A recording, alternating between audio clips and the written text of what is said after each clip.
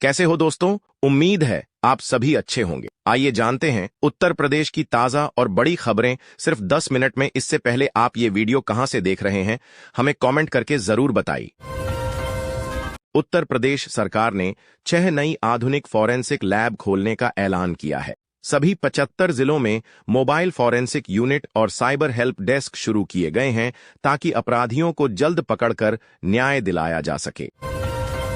गोरखपुर में 250 बेड वाला super speciality Regency अस्पताल शुरू हुआ है। गरीब मरीजों को आयुष्मान कार्ड और मुख्यमंत्री राहत कोष से मुफ्त इलाज मिलेगा और अस्पताल में 80 बेड का अत्याधुनिक आईसीयू खोला गया है। जीरो पॉवर्टी अभियान से हर गांव में 10 से 25 गरीब परिवारों को आवास, पेंशन और आयुष्मान कार्ड जैसे लाभ दिए जा रहे हैं। सरकार का लक्ष्य है कि 2027 तक यूपी का कोई भी परिवार गरीबी रेखा के नीचे न रहे।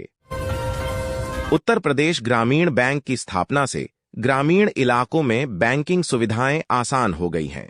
अब किसानों और छोटे कारोबारियों को कम ब्याज पर कर्ज उपलब्ध होगा, जिससे ग्रामीण अर्थव्यवस्था को मजबूती मिलेगी। मालदा टाउन से लखनऊ के गोमती नगर तक अमृत भारत एक्सप्रेस की शुरुआत हो चुकी है।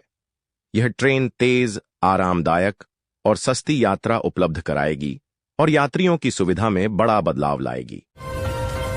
अलीगढ़ मुस्लिम यूनिवर्सिटी, बनारस हिंदू यूनिवर्सिटी और कानपुर यूनिवर्सिटी शोध के मामले में देश के टॉप 10 में शामिल हुई हैं। इससे प्रदेश की शिक्षा और रिसर्च क्षमता का स्तर राष्ट्रीय स्तर पर मजबूत हुआ है। सहारनपुर में ऑपरेशन सवेरा के तहत ड्रग माफिया के खिलाफ बड़ी कार्रवाई हो रही है। पुलिस ने कई तस्करों को गिरफ्तार किया है और युवाओं को नशे से बचाने के लिए जागरूकता अभियान भी चलाया जा रहा है। विधानसभा में विजन 2047 पर 24 घंटे चर्चा हुई। सीएम योगी ने कहा कि यूपी को स्वास्थ्य, शिक्षा, रोजगार और कृषि के क्षेत्र में आत्मनिर्भर बनाने की दिशा में तेजी से काम हो रहा है। सीएम योगी ने साफ किया है कि यूपी में कोई भी सरकारी स्कूल बंद नहीं होगा। बच्चों को प्री प्राइमरी और बाल वाटिका कक्षाओं की सुविधा मिलेगी और पौष्टिक भोजन के लिए 100 करोड़ रुपए का पैकेज भी स्वीकृत हुआ। विश्व फोटोग्राफी दिवस पर लखनऊ और वाराणसी में प्रदर्शनी लगाई गई। युवा फोटोग्राफरों को सम्मानित किया गया और समाज में फोटोग्राफी की भूमिका पर विशेष चर्चा हुई। मौसम विभाग ने 23 अगस्त तक पूर्वी यूपी और मध्य यूपी में भारी बारिश का अलर्ट जारी किया है। प्रशासन ने बाढ़ प्रभावित जिलों में बचाव दल और राहत सामग्री भेजी है। औरैया जिले में राखी के दिन किशोरी की हत्या का सनसनीखेज मामला सामने आया। पुलिस ने आरोपी चचेरे भाई को गिरफ्तार किया और मामले की जांच के लिए विशेष टीम गठित की है। आजमगढ़ में इंटर की छात्रा के साथ गैंगरेप की वारदात हुई। आरोपियों को गिरफ्तार कर लिया गया है और पीड़िता को सुरक्षा और मदद दी गई है। गंगा एक्सप्रेसवे का निर्माण तेजी से आगे बढ़ रहा है। मेरठ से प्रयागराज तक यह एक्सप्रेसवे सफर को आसान बनाएगा और व्यापारियों व यात्रियों को बड़ी सुविधा देगा। बुलंदशहर से हरिद्वार तक अपर गंगा कनाल एक्सप्रेसवे को मंजूरी मिली।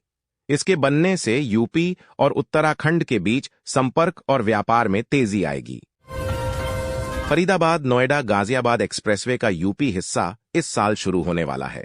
इससे एनसीआर और पश्चिमी यूपी के लोगों को ट्रैफिक जाम से राहत मिलेगी। प्रयागराज में 2025 का महाकुंभ मेले की तैयारियां अंतिम चरण में हैं। लाखों श्रद्धालुओं के लिए 1.5 लाख टेंट और विशेष सड़क रेल इंतजाम किए गए हैं। मुरादाबाद में गुरु जंभेश्वर विश्वविद्यालय को यूजीसी मान्यता मिल गई है। अब जिले के 372 कॉलेज इससे जुड़ चुके हैं और छात्रों को नए अवसर मिलेंगे। गोरखपुर, वाराणसी और लखनऊ में मोबाइल मेडिकल वैन शुरू की गई हैं। ग्रामीणों को मुफ्त दवाइयां और जांच की सुविधा उपलब्ध कराई जा रही है। बाराबंकी में किसानों को बाढ़ राहत पैकेज के तहत मुफ्त बीज और खाद मिल रही है। प्रशासन ने किसानों को समय पर बुआई पूरी करने की सलाह दी है। कानपुर में ऑनलाइन फ्रॉड करने वाले गिरोह का पर्दाफाश हुआ। आरोपी फर्जी वेबसाइट बनाकर लोगों से लाखों रुपए ठग रहे थे। लखनऊ के चारबाग रेलवे स्टेशन पर यात्रियों के लिए आधुनिक सुविधाओं का निर्माण हो रहा है। वेटिंग हॉल, एस्केलेटर और पार्किंग की व्यवस्था बढ़ाई जा रही है। वाराणसी के विश्वनाथ धाम कॉरिडोर में प्रतिदिन लाखों श्रद्धालु पहुंच रहे हैं। श्रद्धालुओं के लिए मुफ्त स्वास्थ्य शिविर और पेयजल की व्यवस्था की गई है। मेरठ में नया सोलर पावर प्लांट शुरू किया गया है। इससे ग्रामीण इलाकों में बिजली आपूर्ति बेहतर होगी और किसानों को सिंचाई के लिए पर्याप्त बिजली मिलेगी। झांसी में बुंदेलखंड एक्सप्रेसवे से कारोबार को नई रफ्तार मिली है। व्यापारी कह रहे हैं कि इससे समय और पैसे दोनों की बचत हो रही है। सहारनपुर में पुलिस ने अवैध शराब बनाने वालों पर बड़ी कार्रवाई की। 10,000 लीटर शराब नष्ट की गई और 15 लोग गिरफ्तार हुए। बरेली में महिलाओं की सुरक्षा के लिए नई पिंक पेट्रोलिंग टीम तैनात की गई है। ये टीमें स्कूल कॉलेज के बाहर गश्त करेंगी और छात्राओं की सुरक्षा सुनिश्चित करेंगी। आगरा में ताजमहल आने वाले पर्यटकों की संख्या लगातार बढ़ रही है। पर्यटन विभाग ने ऑनलाइन टिकटिंग सुविधा शुरू की है। मऊ में बाढ़ प्रभावित लोगों को राहत शिविरों में रखा गया है। प्रशासन ने भोजन, दवाइयां और कपड़ों की व्यवस्था की है। सोनभद्र में खनन प्रभावित गांवों में स्वास्थ्य शिविर लगाए गए। महिलाओं और बच्चों को मुफ्त जांच और दवाइयां दी गईं। इलाहाबाद हाईकोर्ट ने आदेश दिया है कि यूपी के सभी सरकारी स्कूलों में साफ पानी और शौचालय की सुविधा अनिवार्य की जाए। फतेहपुर में महिला स्वयं सहायता समूहों को बैंक से आसान ऋण दिया गया। महिलाएं अब छोटे उद्योग और स्वरोजगार शुरू कर रही हैं। अयोध्या में राम मंदिर परिसर में श्रद्धालुओं की सुविधा के लिए 100 बसें चलाई जा रही हैं। भीड़ प्रबंधन के लिए वॉलंटियर्स भी तैनात किए गए हैं। बलरामपुर में नया मेडिकल कॉलेज शुरू किया गया। इससे आसपास के जिलों के लोगों को इलाज और छात्रों को पढ़ाई का मौका मिलेगा। कुशीनगर एयरपोर्ट से नेपाल और श्रीलंका की अंतर्राष्ट्रीय उड़ानें शुरू हो गई हैं। पर्यटन और व्यापार को बढ़ावा मिलेगा। शाहजहांपुर में किसान मेला आयोजित हुआ। किसानों को आधुनिक खेती की तकनीक और जैविक खेती की जानकारी दी गई। गोंडा में सड़क हादसों को रोकने के लिए नया ट्रैफिक मैनेजमेंट सिस्टम लागू किया गया। एआई कैमरों से निगरानी की जाएगी।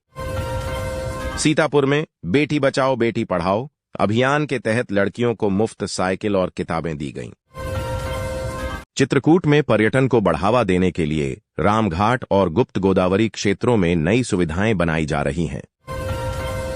मथुरा में जन्माष्टमी की तैयारियां जोरों पर हैं।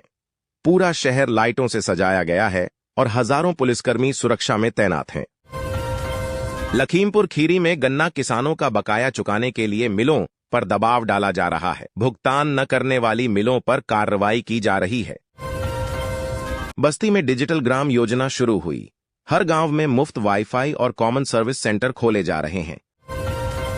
देवरिया में स्वच्छ भारत मिशन के तहत खुले में शौच मुक्त गांवों की संख्या तेजी से बढ़ रही है। अंबेडकर नगर में नए औद्योगिक क्षेत्र की घोषणा हुई है। इससे युवाओं को रोजगार मिलेगा और उद्योगों को निवेश का अवसर मिलेगा। कन्नौज में इत्र उद्योग को बढ़ावा देने के लिए सरकार ने नए निर्यात केंद्र की नींव रखी है। इससे इत्र व्यापारियों को अंतर्राष्ट्रीय बाजार तक पहुंच मिलेगी। प्रतापगढ़ में शिक्षा विभाग ने सभी स्कूलों में स्मार्ट क्लासरूम लगाने की घोषणा की। बच्चों को डिजिटल माध्यम से पढ़ाई का अवसर मिलेगा।